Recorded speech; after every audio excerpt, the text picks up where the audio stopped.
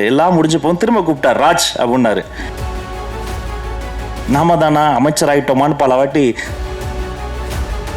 ஒரு காலத்துல தமிழ்நாடு தான் சினிமாவுடைய கேபிட்டலா இருந்தது.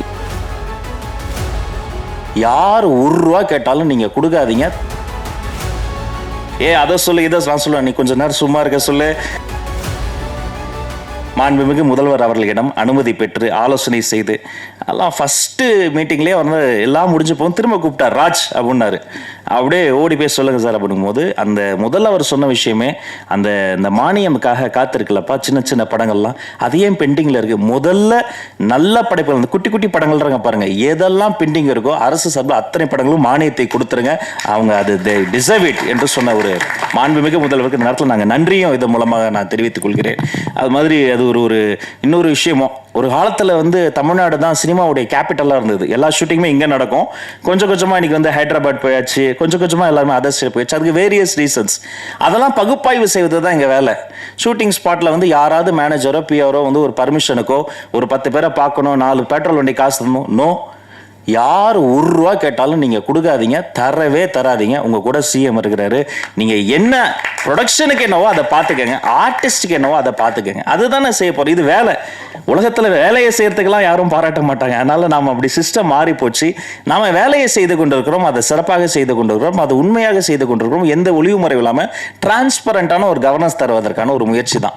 ஏன்னா இந்த சினிமா துறையில தான் கருவாகி உருவாகி இன்னைக்கு ஒரு மாமனிதர் எங்களுக்கு முதலமைச்சராக கிடைச்சிருக்கிறாரு. இதே மாதிரி இங்க பின்னாடி உட்காந்துக்கிட்டு முன்னாடி தெரியாம எழுந்து நின்ட்டா கேமராமேன் அண்ணன் கத்துவாரு, முன்னாடி வரலன்னா ஸ்பீக்கர் கிட்ட மைக்கு போடலன்னா எங்க ஆபீஸ்ல என்னுடைய மேனேஜர் கத்துவாரு.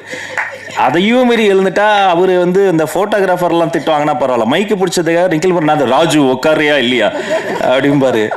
எங்க போனாலும் அவ்வளோ போராட்டம். அதுக்கு நடுவில் ஒவ்வொரு இதுவா பின்னாடி இருந்து முன்னாடி இடம் பிடிச்சி எல்லாம் வந்துட்ட பிறகு திடீர்னு ஒரு ஜூனியர் ஆர்டிஸ்ட் யாரோ ஒருத்தவங்க வந்துருவாங்க. இஃப் யூ அப்போ கொஞ்சம் அப்படின்ட்டு நம்மளை எழுப்பி விட்டுருவாங்க.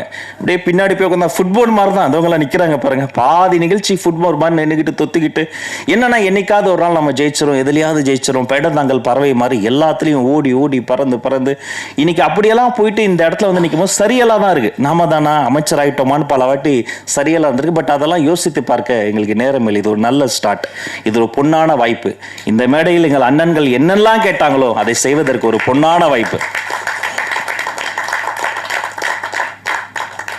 அந்த எண்ணம் தான் முத்துக்காளை அண்ணனுடைய ஒய்ஃபுக்கு ஒரு பிரச்சனைட்டோன்னா அவர் கூப்பிடவே இல்லை. நான் ஓடி போய் முதல்ல அங்கே கூப்பிட்டு போங்க பாண்டு கேஎம்ஸில் போயிட்டு அந்த ஹாஸ்பிட்டலில் டாக்டரை பிடிச்சி, அவங்க வேற யாரும் கிடையாது, எங்களுடைய ஃபேமிலி.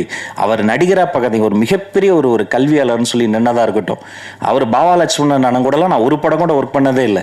எம்எல்ஏ ஹாஸ்டில் கொடுத்துட்டேன், நீ என்ன ரோட்டில் நிற்கிற, நீ வான உள்ள வேணா, கேப்டன் தானே, கேப்டன் சார்பாக தானே நாங்களாம் இருக்கிறோம், அவர் படங்கள்லாம் பார்த்து ஏகலைவனா வளர்ந்தாங்க தானே, நீ நில்லுன்னு சொல்லிட்டோம். பாரதி ராஜா ஐயா மறைந்த போதும் பாக்கியராஜ் சார் மறைந்த போதும் ஓடோடி போய் முதல்ல நின்று முழு அரசு மரியாதை கொடுத்தது எங்க கடமை. அவங்களுக்கு செய்யாம நாங்க வேற யாருக்கு செய்ய போறோம்? ஏன் இந்த எல்லாரும் சினிமாக்கு இப்படி பண்றோம் அப்படி பண்றோம்லாம் நினைப்பாங்கலாம் சொல்லாதீங்க. நான் பள்ளிக்கல்வித்துறை அமைச்சர். அரசு பள்ளியில படிக்கிற ஆட்டிசம் குழந்தைங்க இருக்காங்க பாருங்க, அவங்கள என் ரூமுக்கு எந்த குழந்தை வந்தாலும் டக்குன்னு ஒரு குட்டிச்சாரை போட்டு பக்கத்தில் உட்கார வச்சிரும், சாக்லேட்ஸ் வந்துடும், ரொம்ப நேரம் பேசுவோம். அந்த அப்பா அம்மா முதல்ல கொஞ்சம் டார்ச்சர் பண்ணுவாங்க. ஏய் அமைச்சருக்கு வணக்கம் சொல்லு, அதை சொல்லு இதை நான் சொல்லுவேன், நீ கொஞ்சம் நேரம் சும்மா இருக்க சொல்லு, நீ அப்படி உட்காரு, நீ ஒன்றும் ஜாலியாக பேசிட்டு இருப்போம். ஆட்டிசம் குழந்தைகள் அந்த இடம் ரொம்ப சிரமமாக இருக்கும். இப்போ நம்ம இப்படி டெக்கோரமாக பேசுகிறோம்ல, அவங்களுக்கு அது புரியாது. நம்ம கண் பார்த்து பேசுவோம், அவங்க ஃபேன் பார்த்து பேசுவாங்க, திடீர்னு கத்துவாங்க, மற்ற சின்ன சத்தம் கேட்டால் பேனிக் ஆவாங்க. அந்த பேரண்ட்ஸ் இன்னும் டஃப்பான ஒரு லைஃப்பை மேற்கொள்வாங்க, அழுவாங்க லிட்டரலாக. ஏன் இப்படி வந்தது, என்ன பண்ணுறதுன்னு தெரியாமல். அப்போ ஒரு நாள் ஒரு அதிகாரி ஒருத்தர் சொன்னார், ஒரு நல்ல ஐடியா கொடுத்தார். நம்ம எம்ஜிஆர் ஃபிலிம் இன்ஸ்டியூட்டில் அரசு பள்ளியில் படிக்கும் ஆட்டிசம் குழந்தைகளை செலக்ட் பண்ணி போய் அவர்களுக்கு ஒரு உலக சினிமா போட்டோம். சரி, இதையே தொடரணும்னு இந்த கலையை அந்த குழந்தைகளை கொடுக்கணும்னு இனி மாதந்தோறும் அரசு பள்ளி ஆட்டிசம் குழந்தைகளுக்கு உலக சினிமா போடுவது என்று முடிவெடுத்து அதை நாங்கள் தொடங்கிவிட்டோம். நாங்கள் பேசும்போது எங்களோட பேசாத அந்த குழந்தை அந்த சினிமாவில் வர மீனோடு பேசுது, மானோடு பேசுது, அவ்வளோ சந்தோஷம், சிரித்து விளையாடுது. அந்த இன்டர்வல் பிளாக்ல போய் அந்த குழந்தைங்க பேரண்ட்ஸ்லாம் பார்க்கும்போது தான் தெரிஞ்சது, அந்த குழந்தைகளுக்கு மட்டும் இல்லை, அந்த அப்பா அம்மாக்கே ஒரு பெரிய ரிலீஃப். ஒரு பப்ளிக் பிளேஸில் அவங்களுக்கு ஆக்சஸ் இருக்காது, டக்குன்னு பேனிக் ஆவாங்க அந்த குழந்தைகள் பிஹேவ் பண்ணுறத வச்சு. அத்தனை பேர் கட்டி பிடிச்சி கைப்பிடிச்சு நன்றி சொல்லும் போது நான் நினைத்து பார்க்கிறேன், கிட்டத்தட்ட அது மாதிரியான அந்த குழந்தைக்கு எனக்கு என்ன வித்தியாசம், என்ன பண்ணுறேன்னு எனக்கே தெரியாமல் ஏதோ பண்ணேன், கிடைச்ச எல்லா வேலையும் பண்ணேன். ஆனால் இன்னைக்கு வந்து நிற்கிற இதெல்லாம் பண்ணுறேன்னு சொன்னால் அது இந்த திரைக்கலை தந்த ஒரு ஒரு ஒரு வலிமை, அந்த இதயத்தை தொடக்கூடிய ஒரு ஒரு உணர்வு, நல்ல படைப்புகளை பார்த்து படித்து கேட்டு வளர்ந்தது. இதையெல்லாம் இப்படியெல்லாம் செய்யணும்னு நினைத்து என்னுடைய மாண்புமிகு முதல்வர் எனக்கு கொடுத்த ஒரு நல்ல வாய்ப்பு, அவர் வைத்த நம்பிக்கை, நீங்கள் எல்லோரும் வைத்திருக்கிற நம்பிக்கை, இதை நான் நிச்சயமாக காப்பாற்றுவேன். கடைசி மூச்சு வரை நேர்மையாக வேலை செய்து உங்கள் அத்தனை பேரினுடைய கோரிக்கையும் மாண்புமிகு முதல்வரிடம் அனுமதி பெற்று நிறைவேற்ற என்னாலான எல்லா முயற்சிகளையும் செய்வேன் என வாழ்த்தி வணங்கி விடைபெற்று செல்கிறேன்.